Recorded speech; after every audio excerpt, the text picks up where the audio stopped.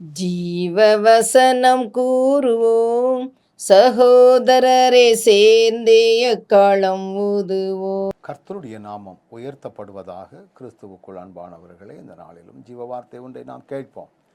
1 கொரிந்தியர் 13:13 இப்படி சொல்லுகிறது, இப்பொழுது விசுவாசம், நம்பிக்கை, அன்பு இம்மூன்றும் நிலைத்து இருக்கிறது, இவைகளில் அன்பே பெரியது. வேத வசனம் மிக தெளிவாய் சொல்லுகிறது, இவைகளில் அன்பே பெறுகிறது. நிலைத்திருக்கக்கூடிய காரியம் 3 இருக்கிறது.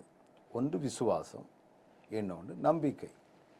விசுவாசத்திற்கும் நம்பிக்கைக்கும் பெருத்த வேறுபாடு இருக்கிறது. ஏற்கனவே ஒருவர் கண்டது, ஏற்கனவே ஒருவர் பெற்றுக்கொண்டது. இப்போ எனக்கு ஒரு வியாதி இருக்கிறது என்று வைத்துக் கொள்ளுங்கள்.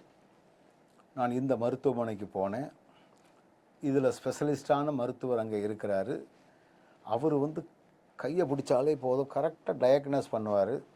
அவர் கொடுக்குற மாத்திரை நம்முடைய நோய்க்கு சரியாக இருக்கும் அப்படின்னு சொல்லி, எனக்கு இப்படி தான் இருந்துச்சுது, நான் அங்கே போனேன், எனக்கு சுகம் கிடைத்தது என்று ஒருவர்கள் சொல்லி, அதன் அடிப்படையிலே நாம் அங்கே செல்வோமே என்றால் அதற்கு பெயர் நம்பிக்கை. விசுவாசம் என்பது இதற்கு முன்னால் யாரும் செய்திராத, யாருக்கும் புலப்பட்டிராத, யாரும் அனுபவித்திராத ஒரு காரியத்தை ஆண்டவரிடத்தில் நம்ம எதிர்பார்க்கிறது. அவங்களுக்கு செஞ்ச மாதிரி எங்களுக்கு செய்யும் அப்படின்னா அது நம்பிக்கை. ஆண்டவர்கிட்ட இதுக்கு முன்னால் கேள்விப்படாத ஒன்றை, அறிந்திராத ஒன்றை ஆண்டவர் செய்வார் அப்படிங்கிற ஒரு நிச்சயத்தோடு வாழ்வது விசுவாசம். இப்படி விசுவாசம், நம்பிக்கை என்று இருந்து கொண்டிருந்தாலும் அன்புன்னு ஒன்று இருக்குது. ஏன்னா அன்பில் வரக்கூடிய ஒரு முக்கிய பதம் சகலவற்றையும் தாங்கும், சகலவற்றையும் சகிக்கும். அன்பினால் எல்லாவற்றையும் மேற்கொள்ள முடியும். இயேசு கிறிஸ்து இந்த உலகத்தில் வாழும் பொழுது அன்பின் அடிப்படையிலே செயல்பட்டார்.